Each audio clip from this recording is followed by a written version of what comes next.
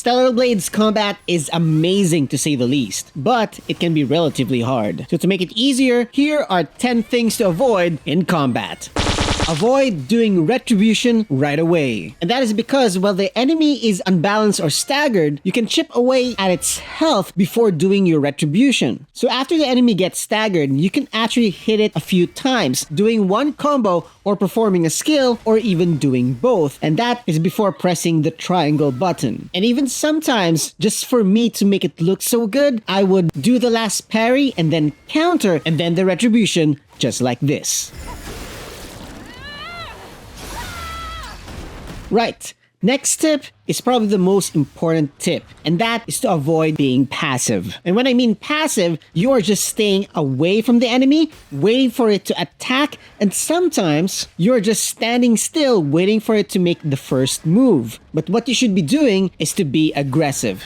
Aggressive but mindful. That is, you're chaining your combos and at the same time you are prepared for what to do if the enemy does something different. And at the same time, being aggressive will most likely make the fight a lot shorter, thus increasing your chance of surviving the whole encounter. Aggressive here doesn't mean that you're just going to attack head on and keep on attacking. And that is actually tip number 3. Avoid spamming the attack button. As you can see here, all I'm doing is attacking and hoping that I could stagger it with just doing simple combos. Now, of course, spamming may work sometimes, but not all the time. Again, for an example, just trying to hit this enemy that has a shield will trigger its own unblockable attack. Or if you're just so focused on doing your own combo that it actually tries to counter and you get hit. So instead of focusing on pressing the square and triangle button, you can also be ready with parrying or blocking the attacks. Because in this game, you can block or parry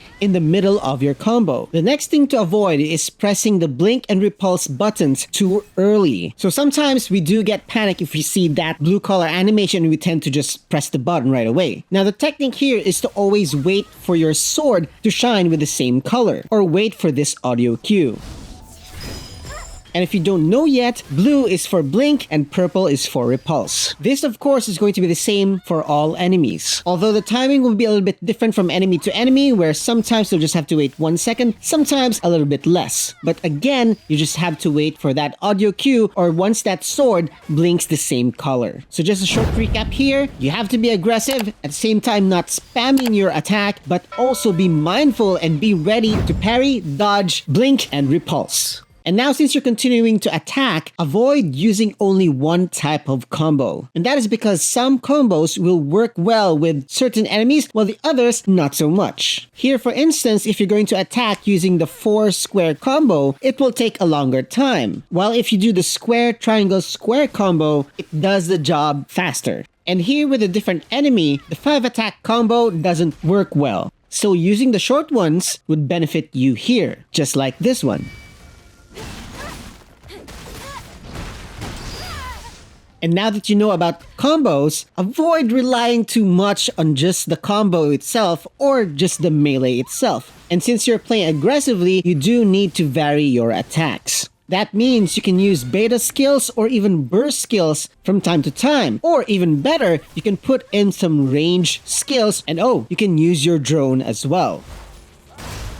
And now since we're talking about range, sometimes you are quite far from your enemy. You have to avoid running or walking towards your opponent. So close the gap by using Rush, and that is just holding the triangle button. And another thing that is awesome about Rush is that you can actually start your combo from the Rush itself. So Rush is very good, but of course, it has a cooldown. So with the next tip, if you avoid forgetting to check your HUD, you will notice if you can actually do the Rush again or any other skills if they are available. In other words, your HUD is very important. It tells you if your skill is available for you to use, with gray meaning you can't and blue meaning you can. And if by any chance everything is grayed out and you're on a pinch, you better use your consumables. Hence, avoid being stingy with your items. Now, these consumables can do a lot of help depending on how you use it. Like if you want to reduce their balance, like with this one over here, or also reduce their shield. Or even if you need to take a breather. Now, one of the good things as well is that you can use consumables mid-combo. So you can incorporate that and use it to your advantage. And since we're still talking about consumables, use these consumables to avoid being surrounded. And this is specifically for the grenade. If you use this one, it will allow you a chance to either retreat or choose and focus on a target. Alternatively, you can also use your AoE attacks, provided that you have enough energy and proper placement. With that, you might be able to kill, if not just one, but everyone.